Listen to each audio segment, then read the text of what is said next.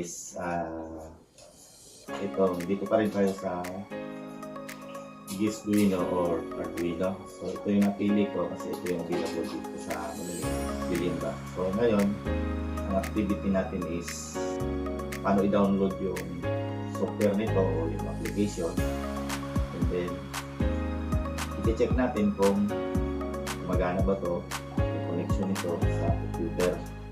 So kung meron na kayong ganito, kailangan lang natin is computer, internet connection, and then itong program cable. So titingnan din natin yung mga available na program, yung free program na kasama nito. So yun yung activity na pwede natin gawin sa microcontroller. Kasama yung kanyang mga chip, LCD, yung mga circuit motor, and then DC motor. So okay, una natin gagawin is pupunta at papasokin natin yung website ng microcontroller. So yun, kailangan natin yung computer niya, and then kailangan din yung internet connection. So punta tayo sa kanilang website.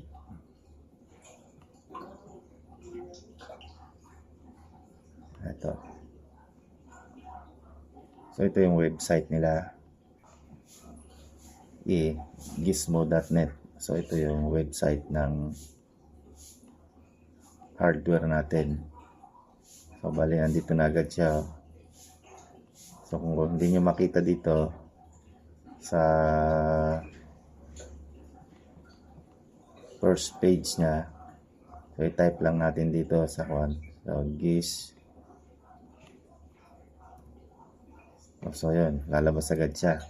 So pag click natin yan, so ito na yon, ito siya, ito yung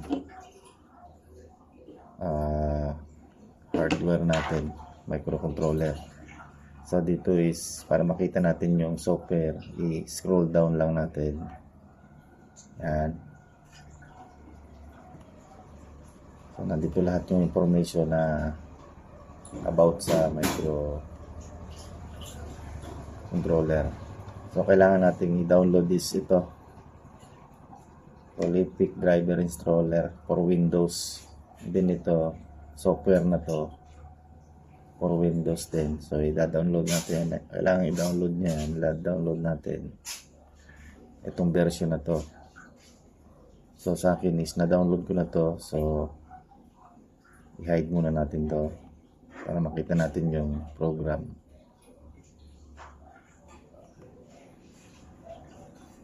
So, punta tayo sa download. After nyo ma-download, kailangan nyo lang i-extract. So, pagkatapos ma-extract, ito is na-extract ko na. So, buksan na natin, i-open na natin yung folder.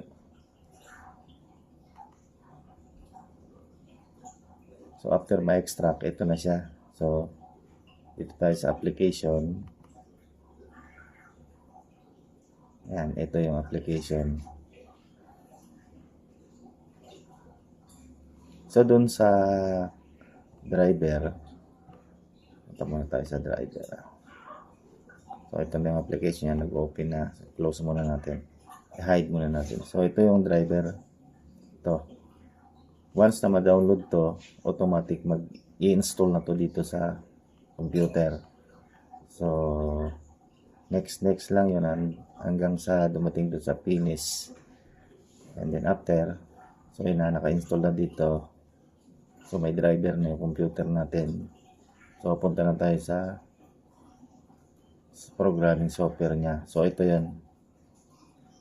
So after ma-download, i-open nyo yung application. So ito yung lalabas sa computer. So kailangan natin i-connect to para ma-check natin yung kung okay ba tong board, and then yung communication ng computer, and then itong microprocessor. So kailangan natin yung program cable nya. So i-connect natin. So yun. Connected na siya. So, after ma-connect, punta tayo dito sa tools. Sa tools. Ayan. And then, support is, ang nakalagay dito is common tree. So, i-check natin yan sa device manager kung common tree talaga yan. And then, dito tayo sa board. Board manager. So, punta tayo sa GIS Arduino. And then, i-click natin yung ito yung board natin. 80 Mega 644. So, i-click natin yan. And then, i-check natin, i-hide muna natin to. At ito, yan, punta tayo sa control panel.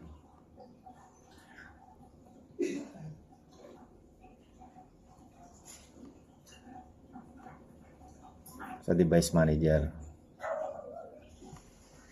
Okay, device manager. Bali, na-install na natin yung driver. So, tingnan natin yung kung supports. Ayan. Okay, common tree. So, common tree talagang gagamitin natin. So, close natin to. Close. Then, buksan natin yung application. So, ito. So, i-check natin yung communication nito. And then, yung computer. So, may sample program dito na i-upload natin. Punta tayo sa file. Example. Basic. Blink. Click natin yung blink. Bali, pre-program to na nandito. So, yun yung way para ma-check natin yung communication. Ayan, dito na. So, ito yung program niya. Ito yung mga code. Nandito din yung mga instruction and then yung activity. Nakikita natin dito. Bali, nakalagay yung activity and then yung instruction and then ito yung mga code. Yung mga data code. Data types. So, sa data types, meron tayong string, character, bool, integer. Yun yung mga program language na pag-aaralan natin sa mga susunod na activity natin. So nandito na yung program, yung blink. So i-compile natin, compile or verify. Ayan. Kung may error sa ating program, lalabas yan dito. Makikita natin kung anong error. So matitrace natin na ano bang kulang natin sa code. So, yan, wala naman. So, done compiling. So, pre-program naman to. So, sureball na walang error to. So, done compiling. After compiling, upload. So, sa time na to, yung program is ina-upload na dito sa microcontroller. So, yan. So, kanina walang nagbiblink. Ngayon, may nagbiblink na. Ayan na. So, meaning, computer and then itong microprocessor is nagko-communicate, may communication kasi na-upload natin yung program and then nag-function yung program. Ayan, makikita natin nagbi-blink na. So nandito na yung program. So makikita natin dito yung ito yung input and then output. Kung i-apply natin to sa robotic, bibigyan natin ng mga assignment yung mga pin yan. Yung signal ba or digital or analog signal. And then dito sa kabila is yung input, analog input or digital input. Andyan yan. And then yung power supply out. So yun, natin yan, may apply natin yan, magagawa natin. Okay itong board and then yung computer may communication, so wala tayong problema dyan. So close natin to.